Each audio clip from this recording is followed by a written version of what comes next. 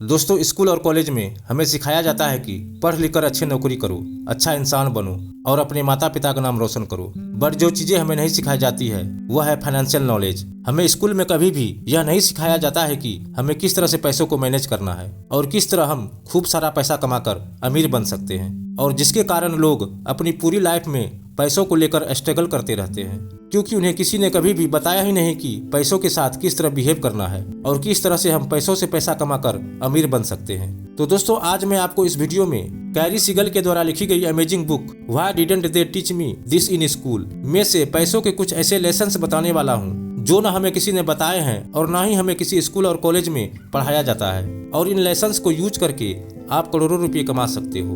और मैं वादा करता हूँ कि इस वीडियो को देखने के बाद आपकी जो फाइनेंशियल नॉलेज है वह बहुत ही ज्यादा इम्प्रूव होने वाली है। तो चलिए वीडियो को शुरू करते हैं। Lesson number 1, marry the financial right person. दोस्तों, ऑथर बताते हैं कि इस लाइन का मतलब यह नहीं है कि हमें उस इंसान से शादी करनी है जो अमीर हो। यहाँ ऑथर का कहने का मतलब है कि हमें उस व्यक्ति से शादी करनी चाहिए जिसकी फाइनेंशियल हैबिट अच्छी हो। ऑथर बोलते हैं कि हम जब डेट करते हैं तो हम उस व्यक्ति को इम्प्रेस करने के लिए महंगे महंगे गिफ्ट देते हैं, बड़े बड़े रेस्टोरेंट में खाना खाने जाते हैं। तो ऑथर बताते हैं कि अगर आप यह सब एक्सपेंसिव चीजें अभी अफोर्ड नहीं कर सकते हो तो आप शादी के बाद भी अफोर्ड नहीं कर पाओगे, और केवल उस वक्त उन्हें इम्प्रेस करने के लिए इतनी एक्सपेंसिव चीजों पर खर्चा करना समझदारी नहीं है। आपको आपके पार्टनर को आप फाइनेंशियली जैसे हो वैसे ही शो करना है, क्योंकि अगर आप अपनी शादी से पहले अपनी फाइनेंशियल हैबिट को अपनी पार्टनर के लिए चेंज करते हो तो शादी के बाद जब वो सारे कमिटमेंट्स पूरा नहीं कर पाओगे और जब आप उसे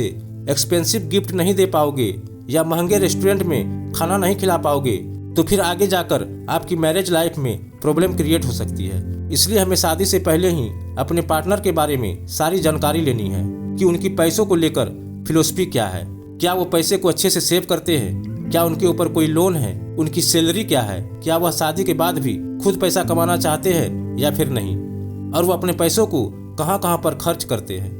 यह सारी चीजें आपको पार्टनर से पूछनी है। हाँ, बट ये सब पूछना इतना आसान नहीं होगा। बट ऑथर बताते हैं कि अगर आप किसी के साथ अपनी पूरी लाइफ बिताने जा रहे हो तो आपको उसके बारे में यह सारी बातें पता होनी ही चाहिए। Lesson number 2, always live below your means. दोस्तों, हम सब जानते हैं कि वॉरेन बफेट की नेटवर्थ बिलियन में है, लेकिन वह आज भी उसी पुराने घर में रहते हैं जो उन्होंने 1958 में लिया था। ऐसा क्यों है? ऐसा इसलिए है क्योंकि वो शो ऑफ करने में बिलीव नहीं करते हैं।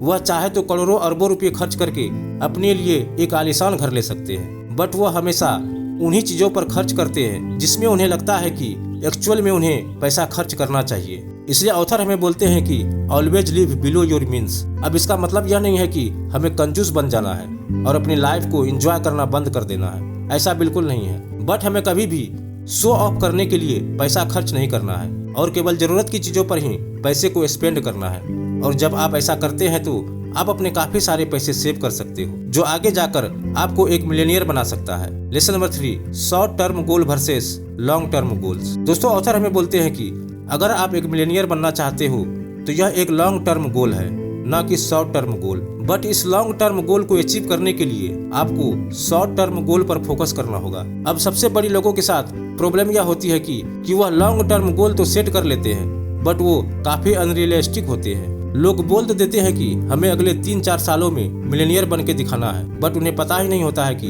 आखिर क्या चीजें की जाए कि वह मिलियनियर बन पाएंगे। इसलिए ऑथर बताते हैं कि अगर आप करोड़ों रुपये कमाना चाहते हो तो सबसे पहले 10,000 कमाना स्टार्ट करो, उसके बाद 1 लाख रुपये कमाना स्टार्ट करो, उसके बाद ही आप करोड़ों रुपये तक पहुंच पाओगे। आपको 5 साल के टारगेट को सबसे पहले अपने 1 साल के टारगेट में और उसे 1 महीने के टारगेट में डिवाइड करना है। आपको सबसे पहले यह सोचना है कि इस महीने में मैं कितना अर्न कर सकता हूँ, किस तरह मैं अपने इनकम को बढ़ा सकता हूँ। जैसा कि आपका शॉर्ट टर्म गोल हो सकता है कि मुझे अगले 3 महीनों में मेरे बैंक अकाउंट में 1 लाख रुपये चाहिए, या फिर मुझे अगले 3 महीनों में एक बाइक चाहिए, या फिर आपके लॉन्ग टर्म गोल कुछ ऐसे हो सकते हैं कि मुझे अगले 3 सालों में अपने ऊपर जितने भी लोन्स है उसे खत्म करना है, या फिर मुझे अगले 5 सालों में कार चाहिए। तो इस तरह के आपके लॉन्ग टर्म गोल हो सकते हैं और यह सब रियलिस्टिक होने चाहिए। हमें हवा में बातें नहीं करनी है, क्योंकि जब आप ऐसा गोल सेट कर लेते हो जो रियल में होना पॉसिबल ही नहीं होता तो आप हार मानकर इन गोल्स के बारे में सोचना ही बंद कर दोगे। इसलिए हमें सबसे पहले छोटे छोटे गोल्स को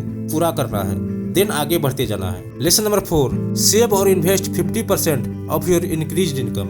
दोस्तों यह काफी सिंपल बट पावरफुल लेसन है। दोस्तों इसमें ऑथर बताते हैं कि अगर आप फाइनेंशियल फ्रीडम अचीव करना चाहते हैं तो आपको आपकी इनकम को तो इंक्रीज करना ही है, पर आपको अपनी लाइफ स्टाइल को इंक्रीज नहीं करना है। बट अब ज्यादातर लोगों की प्रॉब्लम यह होती है कि उनकी इनकम जैसे जैसे इंक्रीज होती रहती है उसी तरह उनके खर्चे भी बढ़ते चले जाते हैं। जहां पहले उनकी इनकम 20,000 रुपये थी तो 15,000 रुपये का मोबाइल यूज करते थे, लेकिन जब उनकी इनकम 40,000 रुपये हो जाती है तो वह 40,000 का मोबाइल यूज करने लग जाते हैं। और जिससे होता यह है कि उनके पास जो सेविंग होनी चाहिए थी वह कुछ भी नहीं हो पाता है। और ऑथर बताते हैं कि जो लोग अमीर होते हैं वह अपनी इनकम को तो बढ़ाते ही हैं, बट वह अपने खर्चे को कंट्रोल करके रखते हैं, जिससे कि उनकी वेल्थ बढ़ती चली जाती है और वो और भी अमीर होते चले जाते हैं। अब इस पॉइंट में ऑथर हमें बताते हैं कि मान लो जैसे अभी आपकी सैलरी 20,000 रुपये है और नेक्स्ट मंथ से आपकी सैलरी इंक्रीज हो जाती है और आपकी सैलरी 30,000 रुपये हो जाती है, तब आपको जितनी आपकी सैलरी इंक्रीज हुई है उसका 50% आपको इन्वेस्ट करते जाना है। जैसे कि आपकी सैलरी 20,000 रुपये से 30,000 रुपये हो गई, मतलब कि 10,000 रुपये बढ़ चुके हैं, तो आपको उसमें से 50% यानी कि 10,000 का 50% 5,000 रुपये उसे कहीं पर इन्वेस्ट करते जाना है और केवल 5,000 ही खर्च करना है। और आपको बस यही सोचना है कि आपकी सैलरी केवल 5,000 रुपये ही बढ़ी है, क्योंकि आप पहले भी तो 20,000 रुपये में ही खर्च चला रहे थे। अब आप 30,000 में नहीं बल्कि 25,000 में अपना खर्चा चलाओगे, जिससे कि आप बचे हुए 5,000 को कहीं पर इन्वेस्ट करके अपनी वेल्थ को और बढ़ाते जा सकते हो। लेसन नंबर 5, डेवलप और retain budget and evaluate it every single month. दोस्तों ऑथर बोलते हैं कि हमें एक रिटेन बजट बनाना चाहिए और उसे हर महीने इवेल्युएट करना चाहिए। इसलिए ऑथर हमें एक मेथड यूज करने के लिए बोलते हैं जिसे वह DTA मेथड बोलते हैं। D for develop, T for track, A for analyse. Develop में आपको एक तरफ अपने साल की पूरी इनकम को लिखना है और दूसरी तरफ आपके साल के जितने भी खर्च होते हैं उन्हें लिखना है। इनकम वाले सेक्शन में आप साल में जितना कमाते हो, जैसे कि आपकी सैलरी हो सकती है, उस साल में आपको कोई बोनस मिलता है तो वो लिखना है, और आपने कहीं पर अपना पैसा इन्वेस्ट करके रखा है और जितना प्रॉफिट आपको मिलने वाला है वो सब इनकम वाले सेक्शन में लिखते जाना है। और जितनी भी साल की आपकी इनकम हो रही होगी उसे 12 से डिवाइड कर लो, जिससे कि आपको महीने की एवरेज इनकम पता चल जाएगी। और दूसरी तरफ आपको अपने साल के पूरे एक्सपेंस लिखने हैं, जैसे आपके घर के लाइट पानी पर कितना खर्चा होने वाला है, आपका साल में फूड पर कितना खर्चा होने वाला है और ट्रेवल में आपका कितना खर्चा होने वाला है। तो यह सब आप एक्सपेंस वाले सेक्शन में लिख सकते हो और उसको भी आपको 12 से डिवाइड कर देना है, जिससे कि आपका महीने का एवरेज खर्च का पता चल जाएगा। अब आपको यहाँ पर कंपेयर करके देखना है कि क्या ज्यादा आ रहा है, आपके महीने की इनकम ज्यादा है या फिर आपके महीने का खर्च। अगर आपके महीने की इनकम आपके महीने के एक्सपेंस से ज्यादा है तो काफी अच्छा है, और अगर आपकी इनकम आपके एक्सपेंस से कम है तो आप ट्रबल में हो। आपको आपके खर्चे कम करने होंगे, नहीं तो आप कुछ भी सेव नहीं कर पाओगे। और जब आप यह डेवलप कर लोगे कि आपकी इनकम और एक्सपेंसेस कितने हैं, उसके बाद आपको ट्रैक करना है कि कहाँ से हमारी इनकम कितनी हो रही है और कहाँ पर हम खर्चा कर रहे हैं, उस पर नजर रखना बहुत ही जरूरी है। फिर आएगा थर्ड स्टेप, एनालाइज।